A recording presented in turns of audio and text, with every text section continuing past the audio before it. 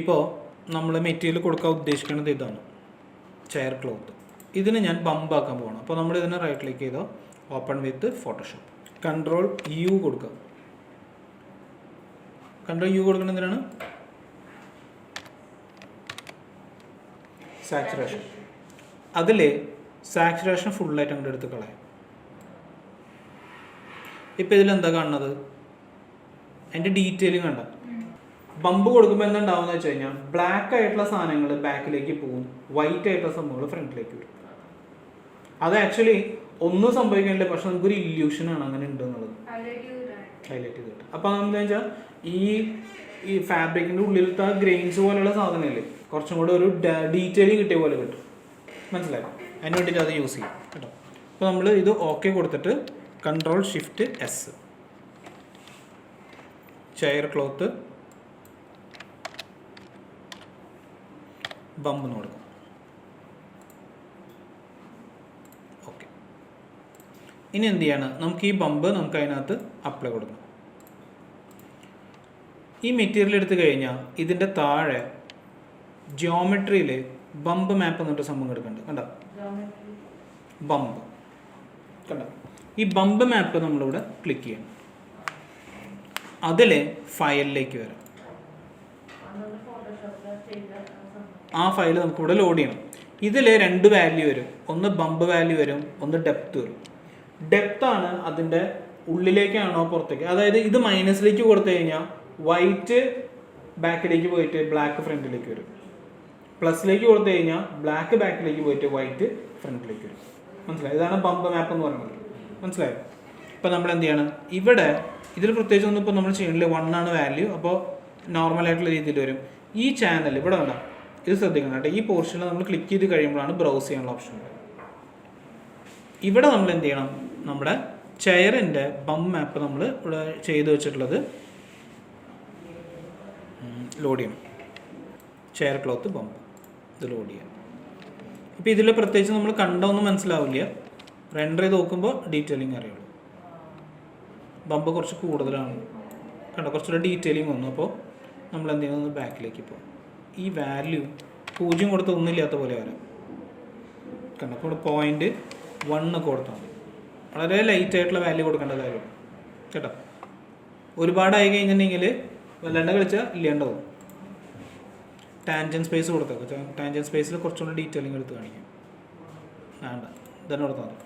Tangent space കൊടുക്കണത് normal മാപ്പ് apply കൊടുക്കുമ്പോൾ tangent space കൊടുക്കുക കേട്ടോ. ഇതിലിങ്ങനെ കൊടുത്താൽ മതി.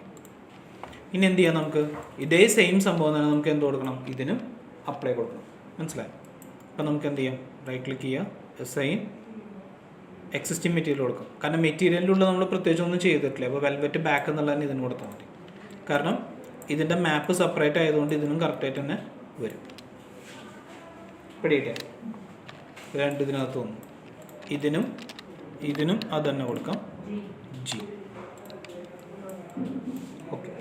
അപ്പോൾ മെറ്റീരിയലെല്ലാം ഇതിനെ അപ്ലൈ കഴിഞ്ഞു. സേവ് കൊടുക്കാം. അതിന് ശേഷം എന്ത് ചെയ്യാം, നമുക്കൊന്ന് റെൻഡർ ചെയ്ത് നോക്കാം. കുഴപ്പമില്ലാണ്ടായിട്ടുണ്ട് അല്ലേ? ഇനി നമുക്ക് എന്ത് ചെയ്യണം, ബാക്ക്ഗ്രൗണ്ടിന് ഒരു കളർ കൊടുക്കണം. ബാക്ക്ഗ്രൗണ്ടിന് ഒരുപാട് റിഫ്ലക്ഷനുള്ള കളർ കൊടുക്കാൻ വേണമെങ്കിൽ അല്ലെങ്കിൽ നോർമലായിട്ടുള്ള കളർ കൊടുക്കും.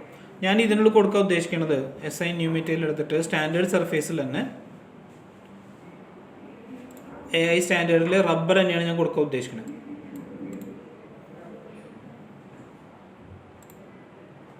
റബ്ബർ കൊടുത്തിട്ട് ഇതിന് ബ്ലാക്ക് ആക്കാം. ഒരു ലേശം മെറ്റൽനെസ് കൂട്ടിയിടാം നമുക്ക്. ബ്ലാക്കോ അല്ലെങ്കിൽ വൈറ്റ് കൊടുത്താലും കുഴപ്പമില്ല കേട്ടോ. വൈറ്റ് കൊടുക്കാം, ബ്ലാക്ക് മതിയാ. ഇതിൽ റഫ്നെസ് ഹൈ ആയിട്ടിരിക്കണം. റഫ്നെസ് കുറച്ച് കഴിഞ്ഞാൽ കുറച്ചുകൂടെ സ്മൂത്ത് ആവും സർഫേസ്. അപ്പോൾ നമുക്ക് ഇവിടെ നോക്കാം എങ്ങനെയാണെന്നുള്ളത്.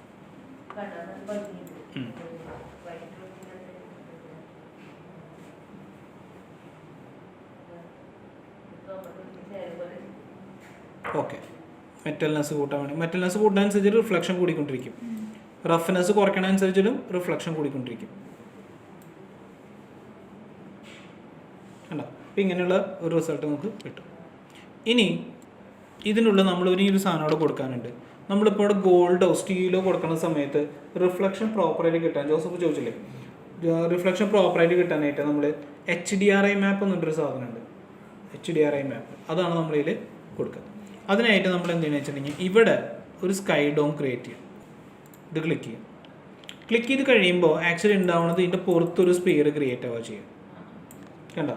ഈ സ്പിയർ ക്രിയേറ്റ് ആയി ഇപ്പോൾ തന്നെ ലൈറ്റിങ്ങിനുള്ള ഡിഫറൻസ് വന്നിട്ടുണ്ടാവും. നമ്മൾ റെൻഡർ ചെയ്ത് നോക്കുമ്പോൾ കണ്ടോ വ്യത്യാസം കണ്ടോ? മുമ്പത്തെ പോലെ അല്ല ഇപ്പോൾ അല്ലേ? ഇനി നമ്മളിതിൽ ഇതിൻ്റെ കളർ ചാനൽ എടുക്കുക. ഇതിൻ്റെ ഉള്ളിലും കുറേ സംഭവങ്ങളുണ്ട്. ഇൻറ്റൻസിറ്റി, റെസൊല്യൂഷൻ, അതുപോലെ എക്സ്പോഷർ. ഇതിനുള്ളൊക്കെ എക്സ്പോഷർ കൂട്ടി കഴിഞ്ഞിട്ടുണ്ടെങ്കിൽ ഒന്നിട്ട് കഴിഞ്ഞാൽ ടോട്ടൽ ബ്രൈറ്റ്നെസ് കൂടുക. മനസ്സിലായി? അതാണ് അതിൻ്റെ അഡ്വാൻറ്റേജ്. അപ്പോൾ ഇതിൻ്റെ ഉള്ളിൽ നമുക്കിനി എന്ത് ചെയ്താൽ മതി?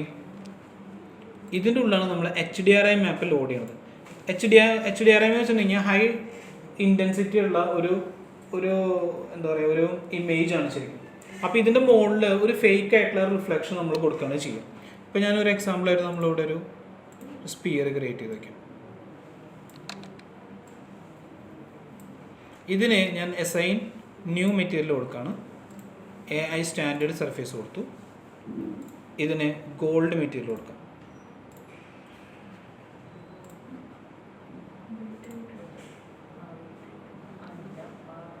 മനസ്സിലായി? ഇപ്പോൾ ഗോൾഡ് ഒറ്റയടിക്ക് ഗോൾഡിൻ്റെ റിസൾട്ട് കിട്ടി. Ctrl D കൊടുക്കുക.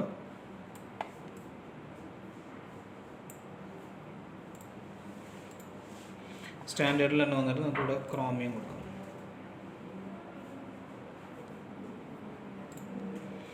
ഓക്കെ, ഇപ്പോൾ 2 ഒബ്ജക്റ്റ് ക്രിയേറ്റ് ആയിട്ടുണ്ട്.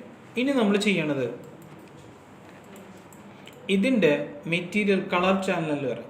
കളർ ചാനൽ വരാൻ പറഞ്ഞാൽ ഈ ചെറിയ ബോക്സിലേക്ക് കടന്നിട്ട് ഫയലിൽ വന്നിട്ട് ഇവിടെ HDRI മാപ്പ് എന്നൊരു ഇമേജ് ഉണ്ട്.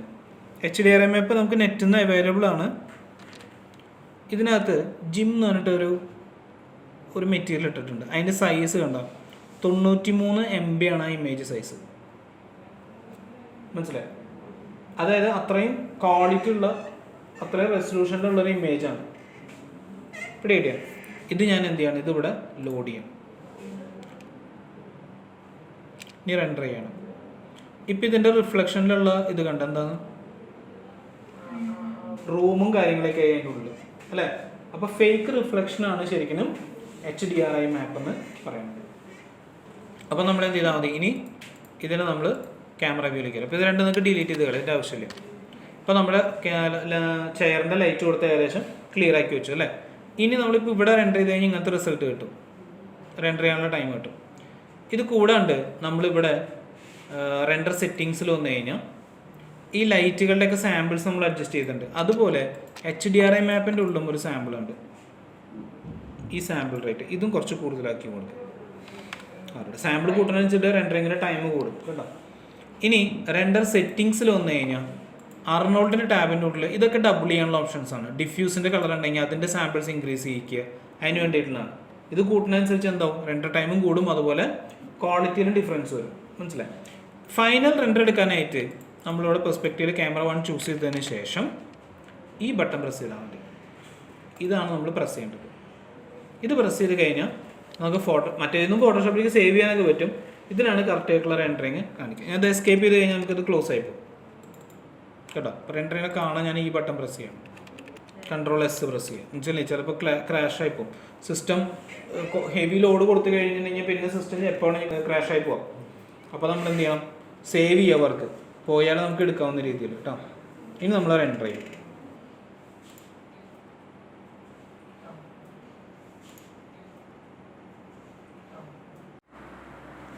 ഓക്കെ, അപ്പോൾ നമ്മുടെ ഫയൽ റെൻഡർ ആയി കഴിഞ്ഞിട്ടുണ്ട്. നമ്മളുടെ ഫയലിൽ വരാം, സേവ് ആസ് ക്ലിക്ക് ചെയ്യുക. അതിക്ക് മുന്നേ സേവ് ആസിൻ്റെ ഓപ്ഷൻ ബോക്സിലേക്ക് വരാം. ഇവിടെ റോ ഇമേജ് ആവും കിടക്കുന്നുണ്ടാവും. അത് നമ്മൾ മാറ്റിയിട്ട് കളർ മാനേജ്ഡ് എന്നുള്ളത് കൊടുക്കാം നമ്മൾ. അതിന് ശേഷം അപ്ലൈ ആൻഡ് ക്ലോസ് കൊടുത്തതിന് ശേഷം പിന്നെ നമ്മൾ സേവ് ചെയ്യാം. അപ്പോൾ സേവ് ചെയ്തിട്ട് നമ്മൾ ഈ പേരിൽ നമ്മൾ സേവ് കൊടുക്കുകയാണ്. യെസ്. ഇപ്പോൾ നമ്മൾ കാണുന്നത് 2 വ്യൂ ആയിട്ട് നമുക്ക് കാണാൻ പറ്റും. ഇത് കളർ മാനേജ്മെൻറ്റ് ഓൺ ചെയ്തിട്ടുള്ളത്, ഇത് കളർ മാനേജ്മെൻറ്റ് ഇല്ലാത്ത, ഇങ്ങനൊരു ഡിഫറൻസ് ഇതിൻ്റെ ഉള്ളിലുണ്ടായിരിക്കും കേട്ടോ. അപ്പോൾ ഇതാണ് ഇതിൻ്റെ ഫൈനൽ ഔട്ട്. ഫോട്ടോഷോപ്പ് ഉപയോഗിച്ചിട്ട് നമുക്കിതിന് കളർ ചെയ്ത് നമുക്കിഷ്ടമുള്ള കളറിലേക്കും അതുപോലെ കുറച്ച് ബ്രൈറ്റ്നസ്സും ലെവലൊക്കെ നമുക്ക് അഡ്ജസ്റ്റ് ചെയ്തിട്ട് നമ്മൾ ഈ വീഡിയോൻ്റെ സ്റ്റാർട്ടിങ്ങിലുള്ള തംബ്നെയിൽ പോലെ ആക്കി എടുക്കാനായിട്ട് നമുക്ക് പറ്റും കേട്ടോ. അപ്പോൾ ഇപ്പോൾ എൻ്റെ വീഡിയോ നിങ്ങൾക്ക് ഇഷ്ടമായിട്ടുണ്ടെങ്കിൽ ലൈക്ക് ചെയ്യുക, ഷെയർ ചെയ്യുക, സബ്സ്ക്രൈബ് ചെയ്യുക. Thank you.